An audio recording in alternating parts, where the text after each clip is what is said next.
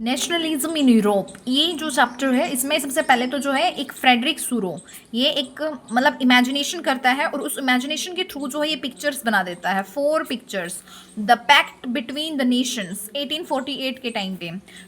ये आपने जो है 1789 का जो फ्रेंच रेवोल्यूशन है ये कब पढ़ा था? 9th क्लास में पढ़ा था, जहाँ से जो है आइडिया ऑफ लाइक ला पैट्री द फादरलैंड का आइडिया आता है, ली सिटोयट सिटीजन का आइडिया आता है, वहाँ से ट्राई कलर फ्लैग ये सब देखने को मिलता है। और मतलब जब फ्रेंच रेवोल्यूशन 1789 में ये हुआ था, उसके बाद जो है वहाँ पे जो वहाँ का किंग था वो चला जाता है एंड फिर वहाँ पे नेपोलियन बोनापार्टे 1799 में अपने आप को एम्परर जो है फ्रांस का डिक्लेयर कर देता है। और स्टार्टिंग में जो है ये सिविल कोड ऑफ 1804 जो मतलब इंट्रोड्यूस कराता है, जिसमें कि बहुत सारे जो है सिविल कोड ऑफ 1804 में नेपोलियन की चीज़ें दे रखी हैं, जैसे फ्यूडल सिस्टम को ख़त्म कर दिया उसने, इक्वालिटी बिफोर द लॉ जो है उसने वो लॉन्च कर दिया। तो स्टार्टिंग में लोगों को सभी को ये बड़ा पसंद आया और इसको जो है हार्बिंगर ऑफ लिबर्टी इनिशियली जो है ये कहा गया, हार्बिंगर ऑफ क्या है, ये लिबर्टी है। But later on people understood and ये जो है लोगों को समझ में आ गया कि ये जो है एक तरह से क्या हो गया है यहाँ पे मतलब ऑटोक्रेटिक रूल जो है अपना एस्टेब्लिश कर रहा है। तो ये ड्रॉबैक ऑफ नेपोलियन जो है निकले एंड इसके बाद फिर क्या होता है, मतलब एक नया कंजर्वेटिज्म जो है वो उभर कर आया, जो कि अपनी जो पुराना जो मोनार्की सिस्टम था उसको जो है मतलब क्या करना चाहते थे, मतलब रिस्टोर करना चाहते थे। तो नेपोलियन बोनापार्टे से जो है वो लड़ाई करते हैं, Prussia, Austria, Britain and Russia, ये चारों जो है लड़ते हैं, प्रशिया, ऑस्ट्रिया, ब्रिटेन और रशिया। तो आफ्टर 1815 मतलब कि नेपोलियन जो है वो अब हार जाता है।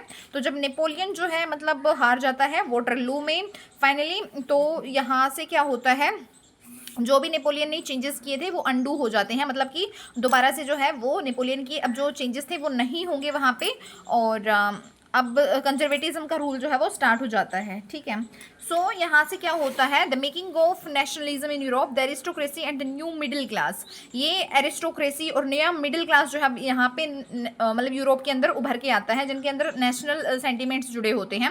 Second half of the 18th century की ये बात है। तो लिबरल नेशनलिज्म का मतलब ये है कि ये लोगों के अंदर जो सेंटिमेंट्स जग रहे थे नेशनलिज्म के, वो फ्रीडम चाहते थे, लिबर्टी चाहते थे, लाइक फ्रेंच रेवोल्यूशन। तो एंड ऑफ ऑटोक्रेसी रूल हुआ था, एबोलिशन ऑफ क्लैरिकल प्रिविलेजेस हुआ था, और जो 11 कस्टम बैरियर्स हुआ करते थे ट्रेडर्स के ऊपर लगते थे, और 30 डिफरेंट करेंसीज थी। तो फिर उनके लिए जो है एक कस्टम यूनियन जो है जुलिवरीन ये फॉर्म हुआ था। मतलब कहने का मतलब ये है कि नेशनलिज्म जो है वो अराइज ही क्यों हो रहा था, ठीक है, इस वजह से जो है वहाँ पे वो हो रहा था। सेंसरशिप अगेंस्ट राइटिंग, ये कंजर्वेटिव्स जब आए मतलब नेपोलियन के जाने के बाद इन्होंने सेंसरशिप अगेंस्ट राइटिंग जो है वो कर दिया था।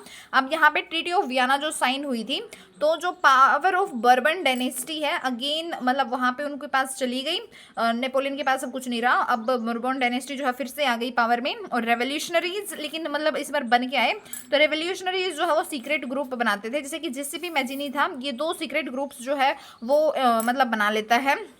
जेसीपी मैजिनी की अगर हम बात करें तो ये जो है इसका जन्म जो है जिनेवा में हुआ था 1807 में, और इसने 2 जो है अंडरग्राउंड सोसाइटीज फाउंड की थी, एक तो यंग इटली इन मार्साइल्स और एक यंग यूरोप इन बर्लिन। ठीक है, तो ये दोनों जो है ध्यान में रखनी है, इसका जिक्र जो है बाद में भी होगा। द एज ऑफ रेवोल्यूशंस बोला गया है 1830 टू 1848 के टाइम को, जब सबसे पहले जो है जुलाई में रेवोल्यूशन जो है स्टार्ट हुआ 1 जुलाई 1830 में फ्रांस के अंदर।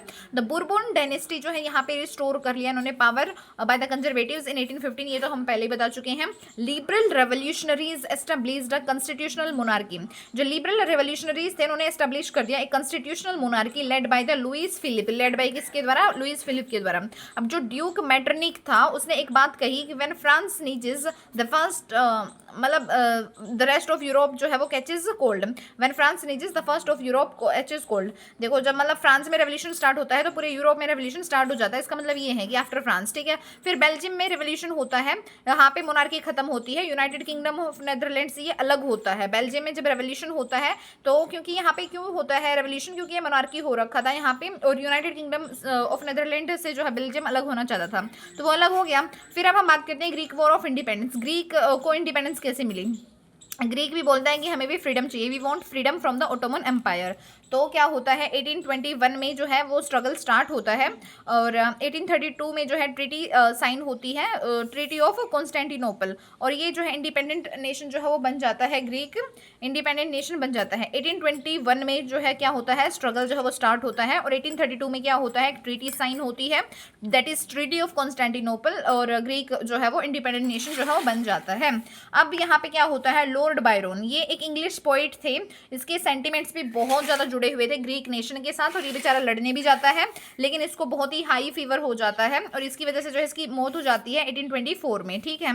His sentiments were strongly connected to the country that is Greece, and ये इंग्लिश पोइट थे कौन, लॉर्ड बायरन। इसके बारे में अगर क्वेश्चन आ गया तो आप बता सकते हैं। उसके बाद जो है romantic imagination and national feeling, romanticism के थ्रू जो है कल्चरल मूवमेंट के थ्रू मतलब नेशनलिस्ट फीलिंग्स को, सेंटिमेंट्स को जगाया जाता है, जो आर्टिस्ट थे आर्ट के थ्रू, और जो पोइट्स थे वो पोइट्री के थ्रू। अब यहाँ पे जोहान गॉटफ्राइड आता है, ये क्या है, ये ट्रू कल्चर, उसने बोला कि the true culture was to be discovered among the common people. Das Volk में लिखा है कि जो अगर किसी के कंट्री का हमें ट्रू कल्चर देखना है तो हमें जो है कॉमन पीपल के अंदर देखना पड़ेगा, ना कि हम राजा महाराजाओं के घरों में जाएंगे।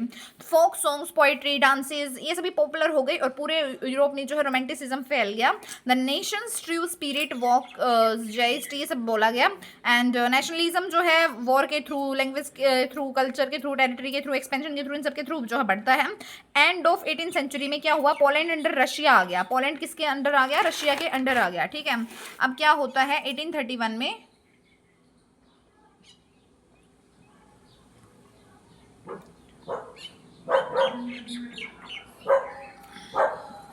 इन 1831 armed rebellion against the Russian rule होता है, it took place which was ultimately crushed, लेकिन वो क्रश कर दिया गया। कि क्या हो गया था, ये जो पोलैंड था, पोलैंड जो है वो रशिया के अंडर आ गया था, तो बेचारे पोलैंड वाले जो है वो आर्म्ड रिबेलियन भी करते हैं अगेंस्ट रशिया, बट वो चीज़ जो है वो क्रश कर दी जाती है रशिया के द्वारा 1831 में, ठीक है। फिर हंगर हार्डशिप एंड जो है ये पॉपुलर रिवोल्ट क्यों बढ़ रहा था, जिसको आप ग्रेट इकोनॉमिक हार्डशिप भी बोलते हो और ग्रेट इकोनॉमिक डिप्रेशन भी बोलते हो, ये टाइम पीरियड था 1829 का, 1830 का। तो यहाँ पे इसके रीज़न थे राइज ऑफ पॉपुलेशन जो है बहुत ज़्यादा बढ़ गई थी, अनएम्प्लॉयमेंट बढ़ गया था, ठीक है। और क्या हो गया था, rural people migrated to city slums, ठीक है, वो गाँव के आदमी जो है वो शहरों में आ गए थे, और बैड हार्वेस्ट हो गई थी इस वजह से, ठीक है। उसके बाद नेक्स्ट क्या होता है, in 1848 population of Paris to the streets, तो जो पेरिस के आदमी थे बिल्कुल सड़कों पर आ गए थे, इतना बुरा हाल हो गया था, ठीक है। और वहाँ का जो राजा था लुइस फिलिपी, वो राजा था, और ये फोर्स्ड टू फ्ली, इसको जो भगाया गया, ये भाग गया। फिर नेशनल असेंबली प्रोक्लेम्ड, एक नेशनल असेंबली बनती है, proclaimed France as a republic, वो फ्रांस को जो है रिपब्लिक घोषित कर देती है। It granted voting rights to all adult males above 18 and right to work, इस टाइप की चीज़ें जो है इंट्रोड्यूस होती हैं। अब पोलैंड का रीजन था एक सिलेसिया, ठीक है, सिलेशिया, और वहाँ पे भी रिवोल्ट होता है 1845 में। वहाँ पे Wilhelm Wolff described this event, मतलब ये बात है किसने बताई है, विलहेल्म वॉल्फ ने बताई है, उसने ये पूरा इवेंट जो है बताया है, ये जो सिलेसिया रिवोल्ट है इसके बारे में। क्या हुआ था, weavers faced economic hardship, weavers जो थे, बुनकर जो थे, उन्होंने इकोनॉमिक हार्डशिप जो है वो देखी, क्यों देखी, देवर पुअर, देवर पुअर, एक तो वो बड़े गरीब थे, और 11 वीवर्स जो है वर किल्ड, वो उनको मार दिया गया था। वे कॉन्ट्रैक्टर्स ने रिड्यूस कर दिया था प्राइसेस ऑफ देयर गुड्स, जो भी वीवर्स जो है बुनकर जो है बना रहे थे, उस कॉन्ट्रैक्टर जो है उनके प्राइसेस जो है वो रिड्यूस कर रहे थे। तो यहाँ पे जो वीवर्स थे वो उन्होंने इकोनॉमिक हार्डशिप फेस किया, क्योंकि वो गरीब थे, और 11 वीवर्स जो है मर भी गए। So the weavers stormed the contractors houses, तो इस वजह से जो वीवर्स थे, जो बुनकर थे, उन्होंने क्या करा, कॉन्ट्रैक्टर्स के हाउसेज को जला दिया, और मतलब कि आक्रमण कर दिया, causing destructions and looting them, उनको लूट लिया। In response contractors called the army, resulting in the death of 11 weavers, तो मतलब प्रोटेक्शन के लिए जो कॉन्ट्रैक्टर्स थे, बचने के लिए उन्होंने जो है आर्मी बुला ली, और फिर इस वजह से जो है 11 वीवर्स की जो है डेथ हो गई थी। 1848 में middle class revolution of liberals, मतलब मिडिल क्लास ने रिवोल्यूशन स्टार्ट कर दिया 1848 में। और क्या होता है, to establish a nation state, एक नेशन स्टेट बनाने के लिए, demanding for the parliamentary principles and constitution and freedom of press, freedom of association, ये सब बनाने के लिए। ऑल जर्मन असेंबली यहाँ पे जो है जर्मन असेंबली जब बनी तो 831 मेंबर्स जो है उसमें जुड़े। 18 मई 1848 को फ्रैंकफर्ट पार्लियामेंट मतलब in church of saint Paul में लोग इकट्ठे हुए थे। बट इन्होंने एक कमी करी थी कि they did not paid attention on the like peasants और आर्टिजन और वर्कर्स। उन्होंने गरीब आदमियों पे जो है कोई फोकस नहीं करा इन्होंने, जो मतलब कॉन्स्टिट्यूशन बनाने वालों ने। फिर क्या हुआ, और कॉन्स्टिट्यूशन बना के फिर वो मतलब नहीं ध्यान दिया, तो पीजेंट्स वगैरह तो वैसे बेचारे दुखी थे, नाराज हो गए। और मिडिल क्लास जो है वो जाता है प्रशिया के किंग के पास, क्योंकि उस टाइम पे ना जर्मन का कोई भी एग्जिस्टेंस नहीं था। जर्मनी जो हम आज देखते हैं मैप पे वो नहीं था उस टाइम पे। वो प्रशिया के किंग के पास जाते हैं and his name was Frederick William fourth. और वो बोलते हैं मिडिल क्लास जाके वहाँ पे कि प्लीज एक्सेप्ट द कॉन्स्टिट्यूशन। तो किंग रिजेक्टेड। क्यों क्यों क्यों क्यों जो है रिजेक्ट, मतलब किंग जो है वो उनकी बात क्यों मानने लगा, वो उनका कॉन्स्टिट्यूशन क्यों मानने लगा, पागल थोड़ी है। तो किंग जो है वो रिजेक्ट कर देता है। बट मोनार्क्स रियलाइज, लेकिन जो मोनार्क्स थे वो रियलाइज्ड, लेकिन जो मोनार्क्स थे ना, जो राजा महाराजा थे, उन्होंने ये चीज़ें अब रियलाइज कर ली कि अब लोग जो है रेवोल्यूशनरी हो गए हैं। जैसे कि सर्फडम एंड बॉन्डेड लेबर ये सभी अबोलिश हो गया था। ठीक है, उसके बाद जो नेक्स्ट है वो क्या है, the making of Germany and Italy. अब हम बात करते हैं जर्मन स्टेट्स, जो बहुत सारे छोटे छोटे जर्मन स्टेट्स थे। और प्रशियन एक जर्मन स्टेट था, वो बड़ा था। यहाँ पे जो राजा था प्रशिया का वो था विलियम फोर्थ। ये विलियम फोर्थ जो राजा था वो मर गया था, जिसके पास जब मतलब समझ गए ना, तो विलियम फोर्थ जो है ये मर गया था। और उसके मतलब जिसके पास गए थे सभी कॉन्स्टिट्यूशन लेके कि मान जा, मतलब कॉन्स्टिट्यूशन मान ले, लेकिन इसने माना नहीं था। और ये प्रशियन जर्मन स्टेट का बड़ा था और इसका किंग था विलियम फोर्थ, और इसकी डेथ हो गई थी। फिर उसके बाद क्या हो गया, विलियम फर्स्ट जो है किंग ऑफ प्रशिया बना। ये बड़ा स्मार्ट था। ये वोटो वन बिस्मार्क अपने सीएम को बुलाता है, मतलब प्रशिया का जो राजा है, प्रशिया का राजा जो है ये क्या करता है, अपने जो होशियार सा जो वोटो वन बिस्मार्क जो है सीएम है, चीफ मिनिस्टर, उसको बुलाता है और बोलता है कि रिवोल्यूशनरी जो है इस सभी चीज़ों को जो है मतलब ले लेंगे, यूनिफाई कर लेंगे, तो इससे पहले हम ही कर लेते हैं। Let's unify the German states and 3 Wars होते हैं विद इन 7 ईयर्स। 7 साल के अंदर अंदर 3 युद्ध करता है। ये कौन, CM of Russia, his name was auto von Bismarck. और ये जो है किन के खिलाफ लड़ता है, against Austria, Denmark and France. और एंडेड इन प्रशिया विक्ट्री, मतलब फाइनली जो है प्रशिया की जीत हो जाती है एंड अचीविंग यूनिफिकेशन। तो इस तरीके से जो है जर्मनी का यूनिफिकेशन हो जाता है। तो जब जर्मन नेशन स्टेट जो है डिक्लेयर हो जाता है, जर्मन नेशन स्टेट जो है फॉर्म हो जाता है जनवरी 1871 में, तो विलियम फर्स्ट जो है वो एम्परर ऑफ जर्मनी बन जाता है। फिर क्या होता है, अब नेक्स्ट नंबर आता है इटली का। अभी हमने पढ़ लिया कि यूनिफिकेशन ऑफ जर्मनी कैसे कैसे हुआ, अब हम बात करते हैं इटली का यूनिफिकेशन कैसे कैसे हुआ। 7 अलग अलग स्टेट्स में बटा हुआ था ये इटली, और मतलब इसमें अलग अलग पावर्स जो है वो रूल करते थे। जैसे कि इटालियन प्रिंसली हाउस हो गया, ऑस्ट्रियन हैब्सबर्ग एम्पायर हो गया, पोप हो गया, बोर्बन किंग ऑफ स्पेन हो गया, ये सभी इस पे रूल्स करते थे इटली के ऊपर। ठीक है, क्योंकि ये अलग अलग स्टेट्स में बटा हुआ था 7 वो भी। तो जीसीपी मैज़िनी जो है बेचारा वो तो फेल हो गया था यूनिफाई करने में इटली को। He made 2 secret societies, young Italy and young Europe, लेकिन वो फेल हो गया। अब आता है सर्डिनिया पाइडोमोंट का किंग। सर्डिनिया पाइडोमोंट का किंग जो है ना, ये भी अपने मतलब किंग ऑफ सर्डिनिया पाइडोमोंट क्या करता है, जिसका नाम था Victor Emmanuel second. Victor Emmanuel second भी जो है अपने चीफ मिनिस्टर काउंट केवर को बुलाता है। इसकी डिप्लोमेटिक पॉलिसीज बड़ी अच्छी थी। To defeat the Austrian forces, किसको हराने के लिए, ऑस्ट्रियन फोर्सेस को हराने के लिए 1859 में। और मतलब ये जो है काउंट केवर बड़ी चालाकी से जो है मतलब ऑस्ट्रियन फोर्सेस को 1859 में हरा देता है और ये नॉर्थ इटली को जो है जीत लेता है। नॉर्थ इटली अब जीत लिया, अब साउथ इटली का नंबर आता है। तो साउथ को जीतने के लिए जीसीपी गरीबल्दी की वो हेल्प लेता है, क्योंकि उसने अच्छी टीम बना रखी थी, हमने पहले बात कर ली थी।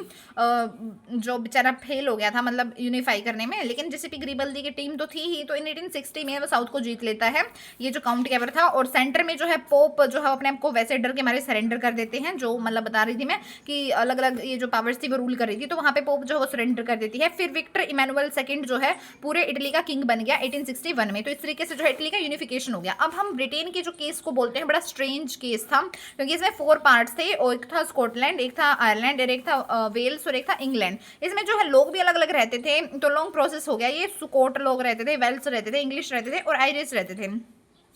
इंग्लैंड टारगेटेड स्कॉटलैंड, इंग्लैंड ने सबसे पहले अपनी नज़र गुड़वाई स्कॉटलैंड पे। फिर क्या हुआ, 1707 में एक्ट ऑफ यूनियन जो है वो साइन हुआ और United kingdom of great Britain जो है मतलब United kingdom of great Britain जो है वो बन गया। दो चीज़ें बन मतलब मिल करके, एक तो कौन सा हमारा इंग्लैंड और एक स्कॉटलैंड, इंग्लैंड प्लस स्कॉटलैंड बन गया अब United kingdom of great Britain. अब जो है ये आयरलैंड को मनाने में जुट गए, लेकिन आयरलैंड जो है वो मतलब इसमें शामिल हो नहीं रहा था। तो इसमें दो टाइप की पॉपुलेशन रहती थी, एक तो रहते थे कैथोलिक्स और एक रहते थे प्रोटेस्टेंट्स। तो जो कैथोलिक्स थे मतलब वो कम थे और प्रोटेस्टेंट्स जो है वो ज़्यादा थे। तो ये क्या करने लगे, United kingdom of great Britain वाले प्रोटेस्टेंट को जो डोमिनेट करके जो है मतलब इनके हेल्प करने लगे और कैथोलिक्स को दबाने लगे। तो वोल्फे टोन ने जो है इसके खिलाफ जो है रिवोल्ट भी किया 1798 में, लेकिन उसको दबा दिया गया। एंड फिर क्या हुआ, 1801 में जो है फोर्सफुली आयरलैंड को फाइनली ब्रिटेन में मिला लिया गया और इस तरीके से जो है हमारा यूनिफिकेशन हो गया ब्रिटेन का भी। अब हम बात करते हैं, हमारा जो नेक्स्ट टॉपिक है वो है विजुअलाइजिंग द नेशन। अब नेशन को कैसे विजुअलाइज करने लगा किया जाने लगा, 19th सेंचुरी में एलुग्रीज के थ्रू जो है फीमेल फिगर्स को दिखाया जाने लगा। फ्रांस में जैसे मैरियाना और जर्मनी में जैसे जर्मेनिया। और नेशनलिज्म एंड इंपीरियलिज्म अभी हमने पूरा पढ़ लिया कि नेशनलिज्म जो है वो कैसे कैसे यूरोप में जागा। अब हम बात करते हैं नेशनलिज्म से जो है अब चीज़ें इंपीरियलिज्म में बदल गई। पहले ओटोमन एम्पायर जो है वो बहुत बड़ा एम्पायर हुआ करता था, वो डिसइंटीग्रेट हो गया। तो बाल्कान रीजन जो है वो छोटे छोटे हो गए और आपस में लड़ने लगे कि कौन सा एरिया किसका है, कम है ज़्यादा है। इस तरीके से जो है छोटे छोटे नेशंस जो है वो अब मतलब लड़ने लगे आपस में। और इंपीरियलिज्म वैसे कैसे बोलते हैं, किसको बोलते हैं हम, जब बड़ा नेशन जो है वो छोटे छोटे नेशंस को जो है कैप्चर कर ले। तो फिर अब इन मतलब इस बाल्कान रीजन में जब लड़ाई छिड़ गई तो फिर जो है कहीं पे ब्रिटेन, कहीं पे फ्रांस, कहीं पे रसिया, सब इसमें इंटरफेयर हो गए, इंटरफेयर करने लगे। और इस तरीके से जब ये बड़ी बड़ी पावर्स ब्रिटेन, फ्रांस, रसिया ये सब जब इसमें घुसी तो फिर क्या हुआ, वर्ल्ड वॉर फर्स्ट जो है वो स्टार्ट हो गया। तो इस तरीके से जो है हमने नेशनलिज्म इन यूरोप पढ़ा। ठीक है, thank you so much for watching, stay connected.